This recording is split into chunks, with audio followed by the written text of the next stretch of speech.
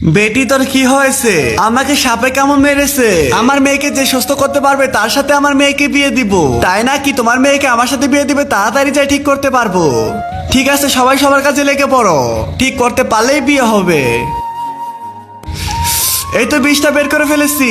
20 বের হয়েছে, 20 বের হয়েছে। আরে আমাকে তাড়াতাড়ি ওষুধটা দিয়ে দে, তাহলে আমি একটা মেয়ের জীবন বাঁচাতে পারবো।